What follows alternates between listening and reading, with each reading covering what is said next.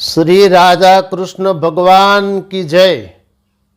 निर्जला एकादशी व्रत ये श्रृंखला का ये दूसरा प्रवचन। तो पहले प्रवचन का संदर्भ लेकर आगे की कथा सुनेंगे। तो जब भीमसेन ने कहा वेद व्यास से कि मैं एक दिन भी भूखा नहीं रह सकता, तो आप निश्चित करके किसी एक एकादशी का व्रत मुझे कहिए कि जिससे मेरा कल्याण हो जाए। तब वेद व्यास ने कहा, सुनिए, यदि वृष राशि अथवा मिथुन राशि के सूर्य हो और ज्येष्ठ मास की एकादशी आए तो उस दिन बिना जल पिए ही उपवास करें। इस व्रत में कुल्ला अथवा आचमन के जल को छोड़कर दूसरा जल न पिए, अन्यथा व्रत का नाश हो जाता है, अर्थात व्रत नष्ट हो जाता है।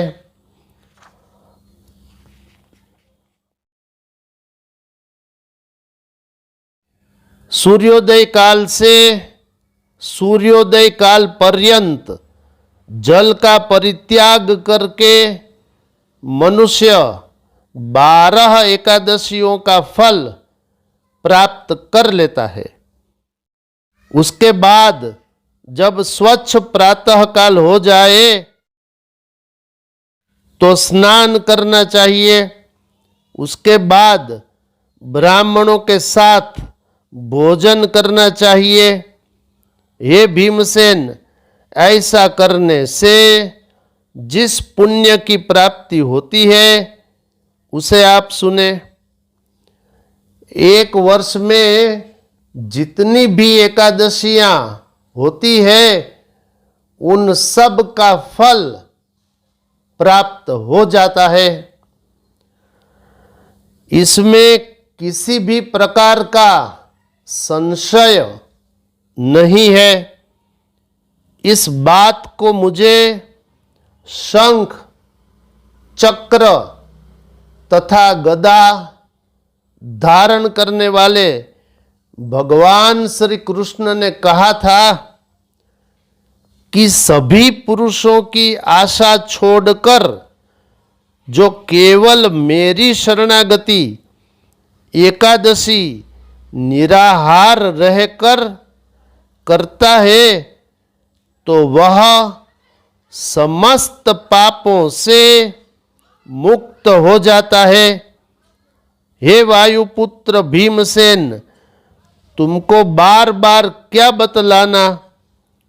इस दोष दूषित कलयुग में न द्रव्य की शुद्धि न संस्कार की शुद्धि, फिर वैदिक संस्कारों के विषय में क्या कहें।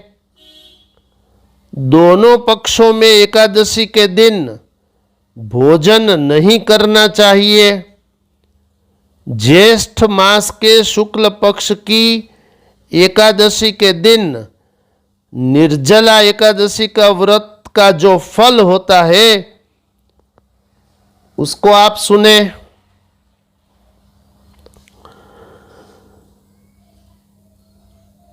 पूरे वर्ष में जितनी भी शुक्ला तथा कृष्णा एकादशियां होती है उन सब का फल प्राप्त हो जाता है। यह एकादशी धन धान्य प्रदान करने वाली, आरोग्य एवं पुत्र प्रदान करने वाली, और जो इस एकादशी का व्रत करता है उसके पास महाकाय, महाभयंकर तथा काले काले यमदूत नहीं आते। यह मैं सत्य कहता हूँ। इन वैष्णवों को अंतिम समय में पीतांबरधारी, सौम्य स्वभाव वाले, हाथ में चक्र धारण किए हुए और मन के समान वेग वाले विष्णुदूत आकर भगवान श्री विष्णु के लोक में ले जाते हैं। अतएव सभी प्रकार के प्रयास से निर्जला एकादशी का व्रत करना चाहिए। इस व्रत के समय जल धेनु का दान करके मनुष्य सभी पापों से मुक्त हो जाता है। अतएव हे कौन्तेय, तुम इस एकादशी को उपवास करके भगवान श्री कृष्ण की पूजा करो। सभी पापों की शांति के लिए उपवास करने से पहले भगवान श्री कृष्ण से प्रार्थना करें कि हे भगवान, मेरा स्वप्न में कोई अपराध नहीं है, दंत रोग के कारण भी मेरा अपराध नहीं है।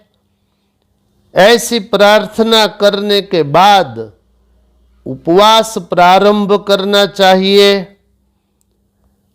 हे देवताओं के ईश, एकादशी के बाद द्वादशी में मैं भोजन करूंगा।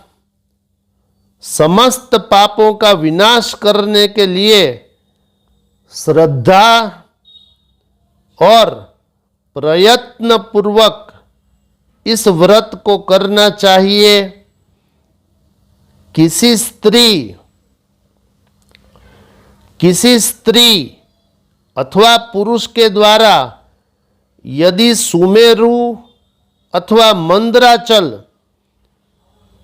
ऐसे पर्वत के समान महान पाप किया गया हो तो वह पाप इस एकादशी के प्रभाव से पूर्ण रूप से भस्म हो जाता है।